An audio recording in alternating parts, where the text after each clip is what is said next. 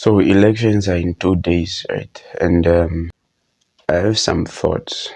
I know there's been a wave of change on the African continent with the ANC losing the majority votes that they usually have. In Botswana, I think the opposition they won for the first time. And I think in Zambia as well, right? Hakainde Hichilema, I think, is also from the opposition, if I'm not mistaken. And this has made a lot of people optimistic. They've given the percentage of votes, especially like the people in diaspora, the Namibians out there who voted, and it gave a lot of people hope that the votes have the percentage has gone down, so maybe the ruling party will lose power here as well. But I beg to differ. Maybe the percentage will decrease, but I don't think the ruling party is going to lose power just yet. And that's largely because, for a number of reasons. Number one, I think for the longest time, our approach to politics in all of Africa and Namibia not being excluded, our approach to politics has always been very, how do I say, religious. We vote religiously. We treat our political parties like our religion. I remember an incident where my dad, like in Oshiwambo, like the opposition party, and so my dad would refer to when his children started joining like Pentecostal churches those days. He would say we have gone to opposition churches. So this gives you the frame of mind of how a lot of people really view these things. The way people treat their Christianity, their belief system that this is what is right, this is what is approved of God. I believe in this. We do not vote with understanding, many of us anyway. A lot of people just vote religiously. You vote party A because your father has been in that party. 3 generations of SWAPO members, because this is how. It's not a policy issue. It's not whether people are doing right or wrong. They can criticize one another within, just like maybe people within the Elsin church can have quabbles. They can quarrel, but in the end of the day, they are still Elsin, and they believe in that. And when you get to a place where, because politics is about how a country should be governed, and we can live in the same house and have differing political views. Maybe you believe people should go in that direction, but I believe people should go in this direction. And it should then also be about service delivery. The people who should be in these offices are people who are most capable, not the most popular, not the ones we love the most, but the people who are actually doing the work. But when our voting is religious in nature, it doesn't matter what happens with the service delivery. It doesn't matter if the country is falling apart. When it comes to the polls, because we believe, it doesn't matter what the evidence says, we will vote for this candidate just because this party endorses them. And that is a sad reality. And I think the number of people who still vote religiously is alarming. I think that percentage with us is still quite high, the people who vote religiously. I like some ideas that some opposition leaders are bringing forth. I haven't listened extensively to Itula, but the snippets I've seen, he seems like a knowledgeable man. He seems like a man with good ideas.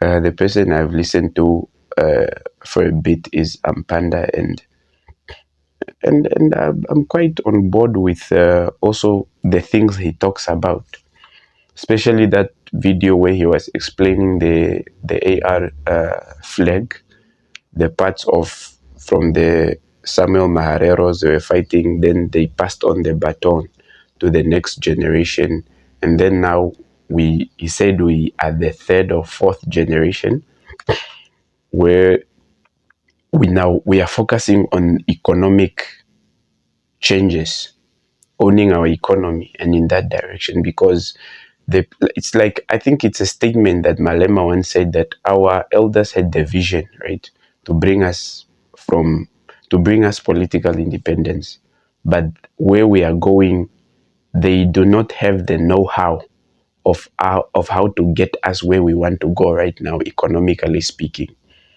So do we then, are we saying we are, because most statements, I think I'll speak to the statements made by the president,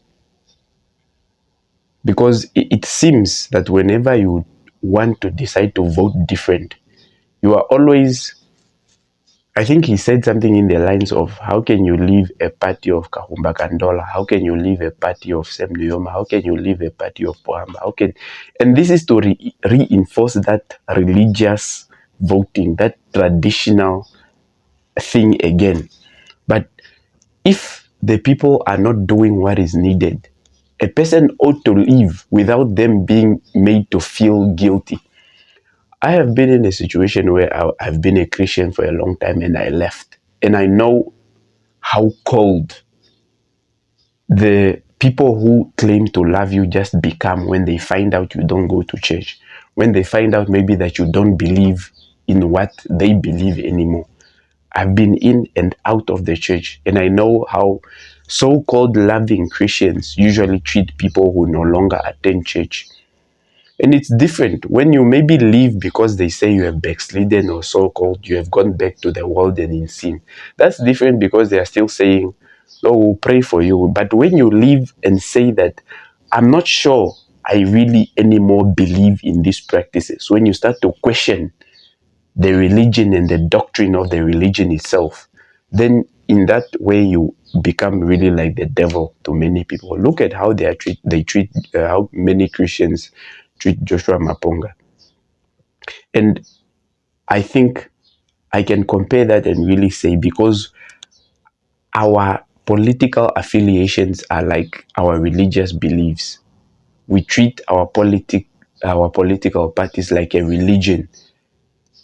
You hear people making statements like "Swapo for life," so, or whatever party for life. But when a person, especially when an old person says this, I'm not bothered much. But especially when a young person makes a statement like this, for me, it's very concerning, because it means this person, when you approach, maybe spiritual matters can be approached with a feeling of, this is your thing for life. But when it comes to politics, different times need different kinds of people, different people with different mentalities, people with a different energy level, people with a different technical know-how of how things work. And when a person approaches these matters in a religious manner, just to say, as long as it is a SWAPO candidate, I will vote. It does not matter if I think they are not capable. It doesn't matter what I feel the country needs, and I know the other candidates are bringing forth things that are actually practical. But you're just, no. I think this is a dangerous way of being. So, again, going back to the religion thing, a lot of people are in this thing religiously. They vote religiously.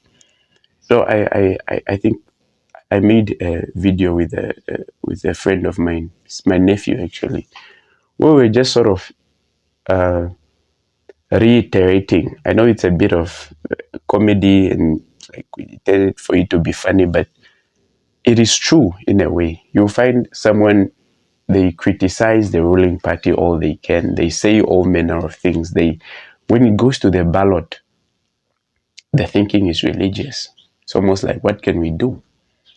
It's like the situation of a person who is in an abusive relationship, right? Their abusive partner will treat them however, they will come to you crying at night. Oh, he did me this, he wants to kill me. Can you please what? The You try to cancel this person, talk to them. 2 3 days later, you are starting to hear stories that that person is saying that you wanted to break up their relationship, but the person came to you crying for help. They they are coming there. Oh, please. Oh, he wants to kill me. Oh, blah, blah, blah. Tomorrow is back in the arms of the same person.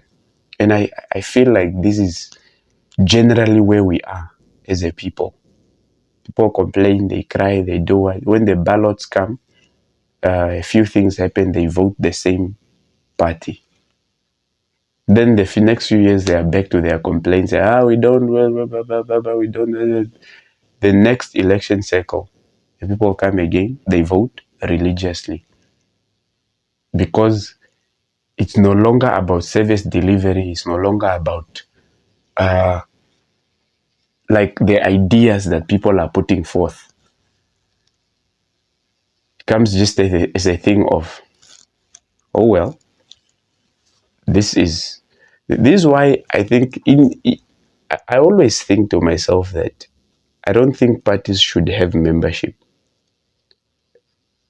Maybe they can have the people who work at the core, the administration and the staff, but I don't think parties should have membership. Everyone must just launch their manifesto the way they do and let the people decide. No need for membership, because that sort of puts people in a place where the people with the most membership win anyway. Doesn't matter who else is bringing forth ideas that will change the country, bringing forth ideas that people can resonate with, because in a lot of people's minds, their vote is already made. It's already made. It's just waiting for the ballot for it to. And as long as that thing is there, where we begin to believe in a party instead of critically analyzing the party to see if it aligns with where we are as a nation and where we are trying to go, it just becomes a series of people doing things religiously. Because a Christian will go to church, doesn't matter what happens there. They will defend their pastor, they will do doesn't matter what. Doesn't matter. You can try and bring all forms of evidence to say, this thing, my dear, is not working for you. They will still go because they believe. It's beyond reason. It's not a thing you can convince someone out of. And when we approach politics like this, there will be no change, because people have gotten to the extent of saying they believe in their party. Doesn't matter what it's doing. It doesn't matter if the things are not aligning. It doesn't matter the evidence, the clear evidence that this thing is not working. They will not change. Imagine, let's say you have tires on your car, right, that are old. They are no longer, they will have brake issues. Obviously, you need to replace the tire, buy a new one. Now imagine a tragedy where you say, I believe in these tires. Like there's no markings on the tire. It's like there's nothing there. The thing is worn out. But you are just, no, I believe that this tire will take me. And when you get in a tricky situation, you get in an accident and you have no one to blame. So yeah, my sentiments are that elections will come, people will vote. Maybe it will be closer than it usually is. Maybe the percentages will drop, but I think the ruling party will remain in the seat. I really think so. This is just what I think. Now, I'm not a political analyst or anything. I'm just a Namibian citizen with a functioning brain. And therefore, from my analysis, I have given my opinions.